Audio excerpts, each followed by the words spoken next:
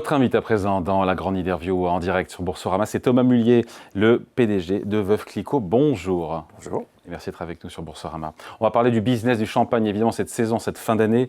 Mais d'abord, un petit mot quand même sur Veuve Clicquot. C'est 250 ans d'histoire et c'est surtout une femme, mais vous allez mieux le raconter que moi, qui s'appelle Barbe Nicole Ponsardin. C'est la belle-fille de Philippe Clicquot, qui est le fondateur. Et elle se retrouve veuve à 27 ans. Et elle se retrouve, malgré elle, en tout cas, elle cherche à récupérer les rênes de l'entreprise familiale. Et c'est pas facile. Mais elle y arrive. Mais elle y arrive. En des temps où les femmes n'étaient pas considérées comme étant... Non, c'était pas le moment où elle pouvait facilement. Et d'ailleurs, pour être à la tête d'une entreprise à l'époque, quand on était une femme, la seule solution, c'était d'être veuve. Ce qui fait que c'est pour ça d'ailleurs que ça s'appelle Veuve Clicquot, puisque les femmes à l'époque n'avaient pas de compte en banque, n'avaient pas le droit de faire quoi que ce soit. Et en effet, au décès de son mari, elle se dit, alors qu'elle est convoitée par d'autres maisons de champagne qui viennent reprendre l'exploitation, elle dit non, moi je vais le faire, je vais reprendre, j'ai l'audace et je vais finalement perpétuer la tradition. Dans un milieu d'hommes. Dans un milieu d'hommes, tout à fait. Voilà. Et pourtant, elle a apporté sa patte, elle a révolutionné quelque part la manière de faire du vin, de faire du champagne. Absolument, c'était une femme qui était courageuse, on l'a déjà dit, audacieuse, mais qui a aussi été visionnaire et qui a vraiment beaucoup innové pour la Champagne, ce qui lui a valu à la fin de sa vie le titre de Grande Dame de Champagne, qui est d'ailleurs le nom de notre cuvée de prestige chez Clicquot. Et parce que juste trois choses qu'elle a inventées. Elle a inventé le premier millésime en 1810. Elle a inventé les tables de remuage en 1816. C'est quoi les tables de remuage ? Le champagne, au cours du process de fabrication, vous remuez les bouteilles pour faire tomber les levures dans le fond de la bouteille, enfin au niveau du bouchon. Et levures que vous retirez au moment de l'étape qui s'appelle le dégorgement. Et c'est elle qui a inventé ce processus de ces tables où on tourne progressivement les bouteilles pour faire tomber les lits dans le fond de la bouteille. J'ai aucune idée, mais la table n'existait pas. Et c'est elle qui a inventé ça, et processus qui a été repris par tout le monde après elle. Et ensuite, elle a inventé le rosé d'assemblage aussi, en 1818, puisqu'avant, le rosé n'était pas fait à partir d'un mélange d'un vin effervescent et d'un vin rouge, mais était fait en faisant des saignées de raisins rouges qui donnaient la couleur au champagne. Dès le départ, l'idée, c'est de ne pas rester uniquement sur le marché français. Elle est ambitieuse, elle pense à l'exportation dès le début. Oui. Alors, pas qu'elle, c'est-à-dire que ceux avant elle aussi, puisque la maison est créée en 1772, elle reprend en 1805. Mais dès 1772, on retrouve dans les archives de la maison les premières ventes de bouteilles à Venise. Vous voyez, donc dès la première année, on se tourne vers l'international. L'international qui représente pour nous aujourd'hui 95% de notre business, donc seulement 5% en France. Ouais. Mais en effet, dès le début, les ventes se font à l'international puisque son ambition, c'est d'aller conquérir toutes les cours d'Europe, notamment. Bon, on fait un saut dans le temps, on passe en 87, quand Veuve Clicquot rejoint le groupe LVMH. C'est vraiment une étape importante dans le rayonnement de la maison, notamment à l'étranger, ou déjà vous faisiez 90% de votre chiffre d'affaires Non, alors Clicquot a toujours été sur l'international. Je pense que ce qu'a apporté LVMH et Moët Hennessy dans lequel est arrivé Veuve Clicquot, c'est un réseau de distribution très puissant à l'international, avec beaucoup de filiales dans plus de 40 pays dans le monde, qui a permis d'accélérer ce développement. Mais ça fait vraiment partie de l'ADN de la maison d'être une marque tournée vers l'export. Il y a beaucoup de marques de champagne, évidemment. Il y a une filiale dédiée au champagne, je ne sais pas comment elle s'appelle, chez LVMH, mais il y a Moët & Chandon, Dom Pérignon, Ruinart et donc Veuve Clicquot. Oui. Les Krug aussi, ouais. J'ai oublié, et Mercier. Qu'est-ce que ça apporte tous ces champagnes sont positionnés sur du haut de gamme, non, déjà ? Oui, c'est-à-dire quelle est votre source de votre question ? Non, mais savoir comment les autres. Ça, voilà, comment est-ce que... Chacune a son histoire. Et ça, je pense que c'est très important dans le champagne, puisqu'il y a un lien émotionnel qui se fait avec le consommateur. Et donc, chacun a une histoire, chacun après son style de produit. Si vous prenez par exemple Clicquot, nous, notre style de produit, c'est le pinot noir. On est vraiment axé autour du pinot noir. Une marque comme Moët & Chandon va être un tiers chardonnay, un tiers pinot noir, un tiers pinot meunier. Donc il y a un style de vin et après il y a la manière dont vous exprimez votre étiquette. Clicquot, nous sommes le jaune solaire, nous sommes cette joie de vivre qu'on essaie de transmettre. Un champagne de jour, c'est vrai que c'est un champagne de jour. Oui, beaucoup plus que certains qui sont des champagnes de nuit, tout à fait. Ouais. C'est un positionnement, ça ou Alors, c'est un positionnement, mais c'est aussi le style du vin qui fait ça. Le pinot noir fait que les vins sont un peu plus, je ne vais pas dire lourds, c'est parce que ça serait péjoratif, mais en tout cas sont moins faits pour une consommation sur la nuit. Bon, vous, aujourd'hui, LVMH, le groupe LVMH est leader, j'imagine, et après on va descendre en noir, sur le champagne. Le groupe LVMH est leader aujourd'hui au travers de toutes ces marques. Oui, LVMH, c'est à peu près, c'est un peu plus de 20% du marché du champagne mondial. Ouais. Et que pèse là-dedans, Veuve Clicquot, pour le coup, dans l'ensemble l'ensemble de Clicquot, c'est la deuxième maison de champagne mondiale, après Moët & Chandon. Veuve Clicquot, c'est la deuxième. Oui, exactement. J'ai lu 22 millions de bouteilles produites. Non, c'est un peu moins que ça. C'est moins que ça. Ah bah, les chiffres qu'on m'a donnés sont faux. C'est combien? On donne les chiffres ou pas? Vous pouvez compter autour d'une vingtaine de millions. Ah, donc c'est pas si loin. Non. Ah, c'est pas si loin. Ok. Et vous êtes numéro 1 du champagne, alors j'ai découvert, aux États-Unis. Absolument. Et aux États-Unis, nous avons 43% de part de marché, figurez-vous, du champagne. Il faut avoir ça dans tous les pays maintenant. Et la part de marché mondiale est de combien alors pour Veuve Clicquot? On va être autour de 8%, je pense, quelque chose comme ça. Et 43 aux États-Unis? Oui. Qu'est-ce qui s'est passé? Pourquoi est-ce que... Alors déjà, si on regarde le marché du champagne, ce qu'il faut avoir bien en tête, c'est que le marché du champagne, c'est 270, 280 millions de bouteilles. Vous en avez 155 à l'export, 115 en France.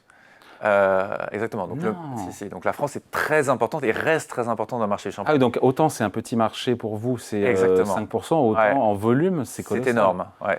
Donc c'est pour ça qu'on est des gros buveurs. Alors le Français boit en moyenne 3 bouteilles par an. L'Américain va boire 2 coupes et le Japonais 1 coupe. Pour vous donner un ordre de grandeur. Et donc le potentiel de croissance, il est évidemment... Il est à l'export. Évidemment. Ouais. Puisqu'ils n'en boivent pas assez, entre guillemets. Non mais c'est vrai. Oui. Et la moyenne mondiale, il n'y a pas de moyenne mondiale sur le nombre de... Non, il n'y a pas de moyenne mondiale, non. 3 bouteilles. Non, mais bon, vous pouvez le faire, il y a 280 millions de bouteilles, je ne sais pas combien de personnes en âge de boire. Ça ne fait pas beaucoup. Ok, et donc pour réaliser cet exploit d'avoir 43% du marché américain, qu'est-ce qui est les facteurs de succès, c'est quoi? C'est, je pense, un lien émotionnel très fort avec la marque, entre le consommateur américain et la marque. Ce sont des événements qui sont faits là-bas, notamment le Polo, qui est un événement historique qui est fait par la maison depuis de nombreuses années, où des consommateurs viennent, sont connectés avec la marque. C'est, je pense, tous les messages qu'on véhicule de joie, c'est cette étiquette, le Yellow Label, qui fait que la marque est vraiment très présente et ultra dominante là-bas. Et pour vous donner un chiffre intéressant, on a notre centre de visite à Reims, où on reçoit beaucoup de personnes pour visiter nos caves, 70 000 personnes par an, 40% sont des Américains. Incroyable. Ils font tout le détour, vous voyez, tout le voyage depuis les États-Unis jusqu'à la France, jusqu'à Reims, jusqu'à notre centre de visite. Le numéro 2 sur le marché américain, c'est qui? C'est Moët & Chandon. Ah donc ça reste dans la maison. Ouais. Les taxes de Trump, je me dis, tiens, les 15%, c'est pas rien. Vous faites quoi? Vous prenez sur vos marges, vous augmentez les prix. Ça crée des changements dans les comportements, dans les achats. Il est encore trop tôt pour donner l'impact que ça va avoir. Ce qui est sûr, c'est que le champagne est un produit de luxe, mais pas assez un produit de luxe pour qu'on se dise qu'il n'y a pas d'élasticité prix et puis qu'on puisse passer les 15% comme ça sans impact sur le consommateur. Aujourd'hui, on a passé à peu près 5% d'augmentation de tarifs. Et 10 points sur les marges. Et 10 points sur les marges, exactement. On attend de voir. J'étais aux États-Unis la semaine dernière. Pour l'instant, les ventes tiennent, mais je pense que quand vous regardez les tarifs, ils n'ont pas encore passé complètement la hausse au consommateur final. On verra l'année prochaine. Bon, les autres gros marchés en dehors donc de la France et des États-Unis? Pour nous, c'est le Japon, le deuxième marché. Historiquement? Ça a beaucoup cru dans les 15 dernières années, le marché japonais. Je pense qu'historiquement, ça devait plutôt être l'Angleterre, qui pour le coup a pas mal baissé.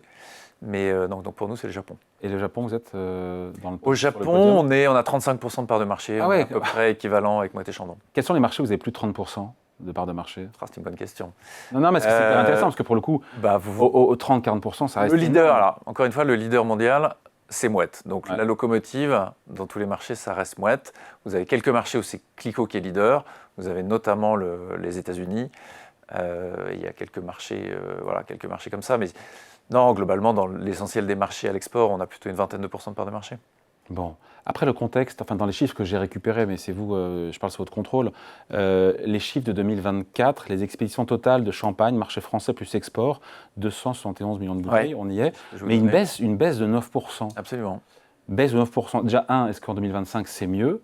Et est-ce que 2024 n'est pas venu corriger peut-être des très bonnes années post-Covid où les gens ont envie de boire un peu plus parce qu'ils étaient confinés? Alors, historiquement, la Champagne, ça a été pendant très longtemps 300 millions de bouteilles. C'est monté à 330 post-Covid, où les gens ont profité de la vie, il y a eu une Ouais. certaine exubérance. On Là, on est corrige, descendu. quelque part, on corrige. On corrige, on est descendu donc à 272 l'année dernière. On s'attend cette année à être à 269, donc encore une petite baisse. Par contre, ça se stabilise en fin d'année. Notre vision à nous, c'est que le marché du champagne ne reviendra pas à 300 millions de bouteilles très prochainement. Et on Because sera plutôt autour de 280 millions à cause de la chute structurelle du marché français. Oui, bah oui, c'est le plus gros marché Voilà. en même temps. Mais Parce que en vous France, aussi, vous êtes autant impacté que la baisse globale du marché. on l'a été dans les dernières années. Là, cette année, le marché va baisser de 2-3%. Voilà, Clicquot va être flat en volume, vous voyez, par exemple. Ouais. Et sur 2024, vous avez suivi la tendance ou Oui. Bon. Et donc, on se dit que c'est un juste rééquilibrage et en même temps, donc il n'y a pas matière à s'inquiéter. Le marché devrait se stabiliser. Oui, le marché est en train de se stabiliser. Donc là, on pense qu'il va repartir à la hausse dans les prochaines années, mais on ne va pas revenir à 300 millions de bouteilles très prochainement. Ce qui veut dire que pour gagner des parts de marché, il faut manger dans la Il y a encore des marchés qui vont Ouais. croître à l'export, en fait. C'est ça qui est intéressant. Ouais. Je pense qu'il reste des territoires vierges. Vous voyez, par Exact. exemple, je vous parlais du Japon qui a beaucoup cru, mais pour toute la Champagne au cours des 10 dernières années. Vous avez l'Afrique, qui est encore un territoire où il y a encore beaucoup d'opportunités de croissance. L'Amérique latine. Il manque un pays que vous n'avez pas cité. Alors, il manque un pays. Je pourrais parler de la Corée, je pourrais parler de la Thaïlande. La Chine. La Chine, ouais. Alors la Chine. La Chine qui n'est pas fan, à la base, les Chinois ne sont pas fans de tout ce qui est à bulle, Non. c'est ça hein. Oui, non. Donc c'est On culturel. a il y a essayé pas... pour plusieurs fois, mais pour l'instant, il y a Vous et pas d'effet. d'autres. Et de nous et d'autres, absolument. Toute l'appellation Champagne. Pour l'instant, le consommateur chinois n'est pas intéressé par les bulles. C'est plutôt un consommateur de spiritueux. Voilà. Donc le message, les fêtes de Noël, enfin les fêtes de fin d'année.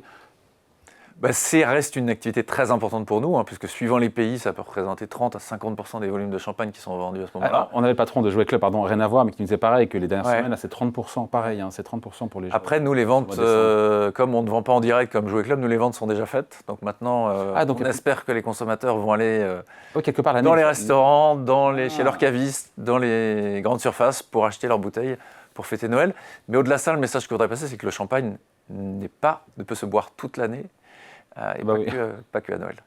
Bon, merci beaucoup. Entretien donc avec Thomas Mullier, le PDG de Veuve Clicquot, en direct sur Boursorama et en replay également sur Bourso et sur notre page YouTube. Merci. Merci.